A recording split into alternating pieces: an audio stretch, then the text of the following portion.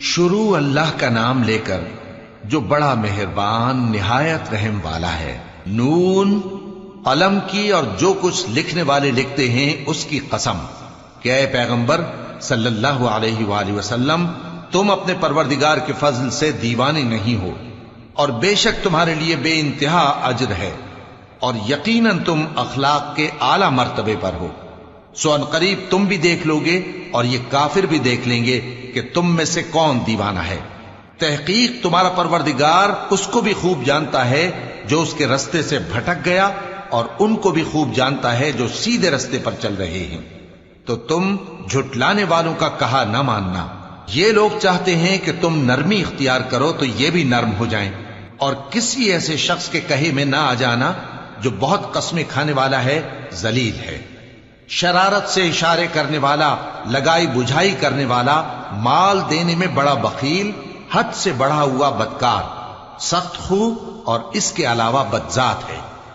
इस सबब से कि माल और बेटे रखता है, जब उसको हमारी आयतें पढ़कर सुनाई जाती हैं तो कहता है कि ये अगले लोगों के अफसाने हैं, हम अनकरीब इसकी ऊंची नाक पर दाग लगाएंगे।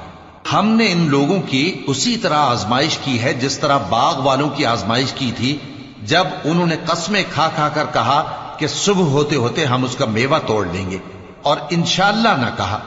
सो वो अभी सो ही रहे थे कि तुम्हारे परवरदिगार की तरफ से रातों रात उस पर एक आफत फिर गई, तो वो ऐसा हो गया जैसे कटी हुई खेती। फिर जब सुबह हुई तो वो लोग एक दूसरे को पुकारने लगे कि अगर तुमको काटना है तो अपनी खेती पर सवेरे ही जा पहुंचो। सो वो चल पड़े और आपस में चुपके चुपके कहते जाते थे कि आज वहां तुम्हारे पास कोई फकीर ना आने पाए, और कोशिश के साथ सवेरे ही जा पहुंचे, गोया पैदावार पर कादिर हैं। फिर जब उन्होंने बाग को देखा तो वीरान, कहने लगे कि हम रास्ता भूल गए हैं। नहीं, बल्कि हम बेनसीब हो गए। एक जो उनमें समझदार था बोला, क्या मैंने तुमसे नहीं कहा था कि तुम तस्बीह क्यों नहीं करते? दूसरे कहने लगे कि हमारा परवरदिगार पाक है, बेशक हम ही कसूरवार थे। फिर लगे एक दूसरे की तरफ रुख करके मलामत करने, कहने लगे हाय शामत, हम ही हद से बढ़ गए थे। उम्मीद है कि हमारा परवरदिगार इसके बदले में हमें इससे बेहतर बाग इनायत करे। हम अपने परवरदिगार की तरफ रुजू करते हैं। देखो अजाब यूं होता है और आखिरत का अजाब सबसे बढ़कर होगा। काश ये लोग जानते होते। परहेजगारों के लिए उनके परवरदिगार के यहां नेमत के बाग हैं।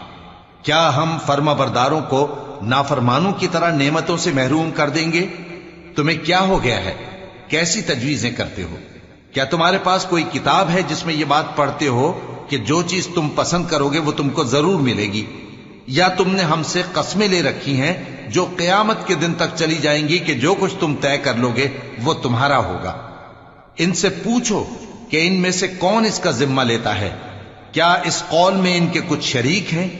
अगर ये सच्चे हैं तो अपने शरीकों को ले आएं। जिस दिन पिंडली से कपड़ा उठा दिया जाएगा और कुफ्फार सजदे के लिए बुलाए जाएंगे, फिर वो सजदा न कर सकेंगे। उनकी आंखें झुकी हुई होंगी और उन पर जिल्लत छा रही होगी, हालांकि पहले उस वक्त सजदे के लिए बुलाए जाते थे जबकि वो सही और सालिम थे। सो मुझको इस कलाम के झुटलाने वालों से समझ लेने दो। हम इनको आहिस्ता आहिस्ता ऐसे तरीक से पकड़ेंगे कि इनको खबर भी ना होगी, और मैं इनको मोहलत दिए जाता हूं। मेरा दांव बड़ा मजबूत है। ए नबी, क्या तुम इनसे कुछ मुआवजा मांगते हो कि इन पर तावान का बोझ पड़ रहा है, या इनके पास गैब की खबर है कि उसे लिखते जाते हैं? सो अपने परवरदिगार के फैसले का इंतजार किए रहो और मछली का लुकमा होने वाले यूनुस की तरह न होना कि उन्होंने अपने रब को पुकारा जबकि वो दिल ही दिल में घुट रहे थे। अगर उनके परवरदिगार की मेहरबानी उनको न संभाल लेती तो वो चटियल मैदान में डाल दिए जाते, मजमूम हालत में। फिर उनके परवरदिगार ने उनको बरगुजीदा करके नेकूकारों में शामिल कर लिया।